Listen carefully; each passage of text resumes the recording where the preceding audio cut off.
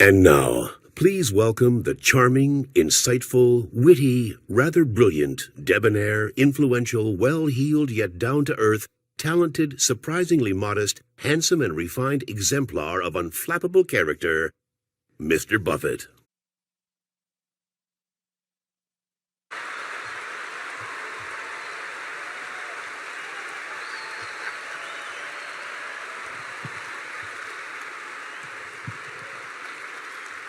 Who were you expecting? My junior partner? For those of you who don't know, I'm the distant cousin Jimmy Buffett. This would be a good day to rob a bank in Omaha. Everybody's here, you know. So, with a great bit of pride and admiration, please welcome my junior partners, Warren and Charlie. Separated at birth. Separated at birth. I actually had asked Charlie to do that number. Got a lot of people to thank, starting off with Jimmy. He's been wonderful. We hit him out, came in last night, kind of late, and be sure it was a surprise. We stashed him away over at the Hilton, and I just want to say thanks to him. We both got the commercial gene, but unfortunately he got the singing gene, and I got this voice you're hearing.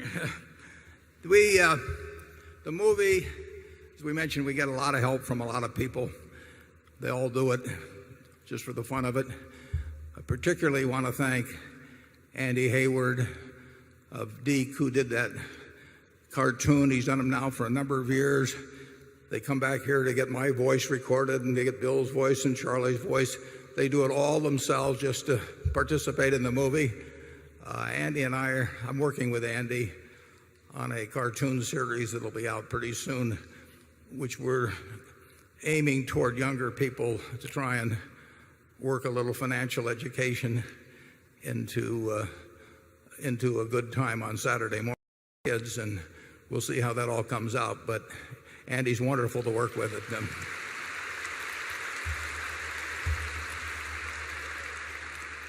My daughter Suze puts that movie together. It's a lot of work and it's a labor of love. She does a terrific job, and I just want to thank her for, as usual. Thank you.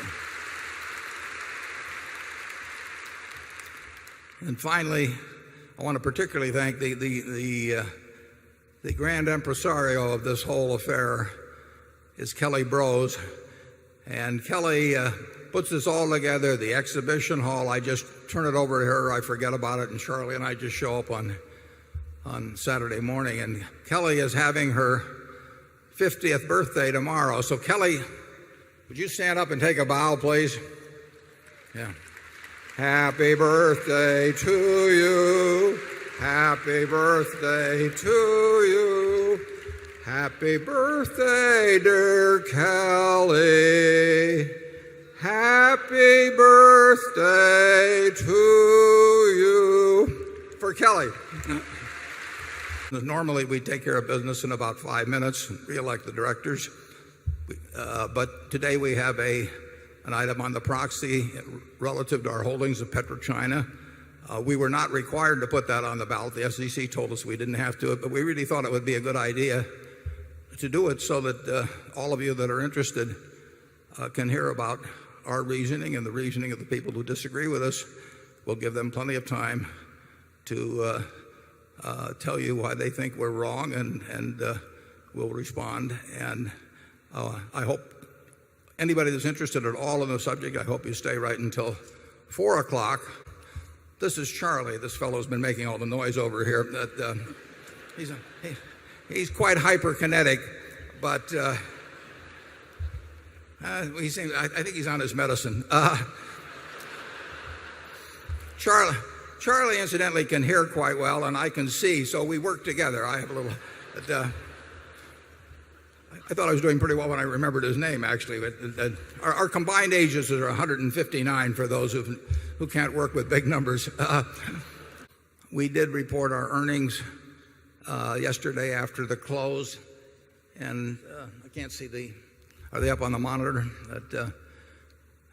It was a good first quarter. We had a good year last year. The insurance earnings are going to go down. There's no question about that. How much they go down depends on Mother Nature and a few other factors. But it's been an extraordinary period for insurance. I mean, nothing bad happened last year, and the same was true in the first quarter. As you might expect, that favorable experience has caused people to lower prices in some areas quite dramatically. And the nature of insurance, if you write a 1-year contract, say 6 months ago, you were still getting premium at the old rate if you write a 1-year policy for another 6 months. So there's a lag effect when things are getting either better or worse. And the lag effect from this point forward, we will our insurance results will show the effect of lower prices. They will probably show, certainly we had the most benign hurricane season imaginable last year. We have less hurricane exposure that we've written this year, but nevertheless, as natural catastrophes occur, we will be paying out lots of money if and when they occur. It couldn't get any better than it was last year from our standpoint. So things in the insurance world, our insurance earnings, underwriting earnings are bound to decrease. Now, what we really hope over time is more or less to break even on the underwriting of insurance. So when you see a significant profit like last year or underwriting profit this year, just look at that as kind of the good side of what will later be an offset to it in the way of an underwriting loss. But if we break even in insurance on underwriting, we do very, very well because we generate lots of float and we earn money on that float, and our float is at an all-time high. So this is really the frosting on the cake when we have an underwriting profit, and it's not to be expected to necessarily, well, it won't occur year after year. Ever since we've been in the insurance business, about half the years we've made money underwriting and half we haven't. I think our mix of business now is such that we'll even maybe do a touch better than that in the future, but we won't do anything like what we did in the last year and in the first quarter of this year. There's one unusual item in our balance sheet that you should be aware of. At March 31st, you'll see our receivables went up by about $7 billion. That was because of the Equitas transaction I described in the annual report. On March 31st, the deal basically was closed at the end of the quarter. So we had a receivable of $7 billion, and then a couple of days later, we were given $7 billion of. So that receivable very quickly turned into liquid assets, cash, and we sold all the securities we got. So we had $7 billion transferred from receivables to cash very early in April. Other than that, most of our non-insurance businesses did fine.